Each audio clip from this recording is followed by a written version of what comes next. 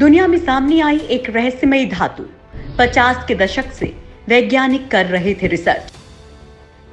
Corona के दौरान वैसे तो दुनिया का बड़ा हिस्सा रुका हुआ है, लेकिन विज्ञान की दुनिया में लगातार प्रयोग चल रहे हैं। हाल ही में बर्कले लैब में वैज्ञानिकों की टीम ने एक नई धातु की खोज की, जिसे वैज्ञानिक अल्बर्ट आइंस्टीन के नाम पर आइंस्टीनियम नाम दिया गया। ये धातु पहले हाइड्रोजन बम के मलबे में साल 1952 में मिला था, लेकिन अब जाकर इस बारे में ज्यादा जानकारियां सामने आ सकी हैं। पहला हाइड्रोजन बम विस्फोट 1 नवंबर साल 1952 में प्रशांत महासागर में किया गया था। यह विस्फोट एक परीक्षण का हिस्सा था। इसी विस्फोट से निकले मलबे में एक अलग तरह की धातु मिली। बेहद रेडियो एक्टिव इस धातु के बारे में तब से जानने की कोशिश हो रही थी। हालांकि काफी मुश्किल हो रहा था, क्योंकि तत्व काफी सक्रिय था और उसे बनाना मुश्किल था।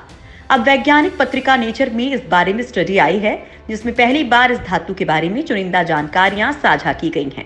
इसमें 50 के दशक में हुए शोध से लेकर अब तक की जानकारियां दी गई हैं। दक्षिण प्रशांत महासागर के एक छोटे से द्वीप एलुगुला पर हाइड्रोजन बम का विस्फोट किया गया। इससे जो धमक हुई वो उस धमाके से 500 गुना से भी ज्यादा थी, जो दूसरे विश्व युद्ध के दौरान नागासाकी में हुआ था। विस्फोट के बाद जो मलबा मिला उसे वैज्ञानिकों ने इकट्ठा किया और कैलिफोर्निया के बर्कले के लैब में परीक्षण के लिए भेजा गया। इस दौरान बड़े बड़े वैज्ञानिकों की टीम ने मलबे में एक नई धातु पाई, जिसमें 200 से ज्यादा एटम महीने भर के भीतर खोज लिए गए। हालांकि इससे ज्यादा जानकारी फिर वे नहीं निकाल सके। इस बीच रहस्यमयी और अज्ञात होने के कारण धातु को महान वैज्ञानिक आइंस्टीन के नाम पर आइंस्टीनियम कहा गया। धातु बहुत ज्यादा रेडियो एक्टिव थी, इसलिए इस पर प्रयोग नहीं हो पा रहा था। चूंकि रेडियो एक्टिव पदार्थ स्वयं विघटित होता है, इससे जो विकिरण निकलती है वह आसपास के लिए काफी हानिकारक होती है। यानी धातु पर काम कर रहे वैज्ञानिकों की जान पर भी इससे खतरा हो सकता था।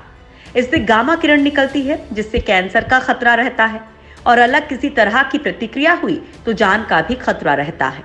लिहाजा वैज्ञानिकों ने धातु की 250 नैनोमीटर से भी कम मात्रा लेकर उस पर लैब में काफी सावधानी से प्रयोग शुरू किया। ये मात्रा इतनी कम थी जो नग्न आंखों से देखी नहीं जा सकती। हाइड्रोजन विस्फोट के बाद भी धातु की मात्रा काफी कम थी और इसे बनाने की कोशिश में लगभग 9 साल लगे। अब इतने सालों की मेहनत के बाद समझ आ रहा है कि शायद ये धातु पहले भी धरती पर रही होगी, लेकिन बहुत ज्यादा क्रियाशील होने के कारण ये गायब हो गई। जिन वैज्ञानिकों ने इस धातु को देखा था वो इसे चांदी के रंग का और काफी नर्म बताते थे। साथ ही अंधेरे में ये नीले रंग का दिखता है, लेकिन तुरंत प्रतिक्रिया के कारण और बेहद खतरनाक होने के कारण इसे देखना संभव नहीं। आइंस्टीनियम नाम की इस धातु पर प्रयोग अब भी चल रहा है। हालांकि इसके उपयोग के बारे में वैज्ञानिकों को खास जानकारी नहीं। केमिकल वर्ल्ड ने अपने पॉडकास्ट में कहा था कि इस रेडियो एक्टिव धातु का कोई इस्तेमाल शायद ही हो सके। कम से कम फिलहाल तक तो यही समझ आ सका है।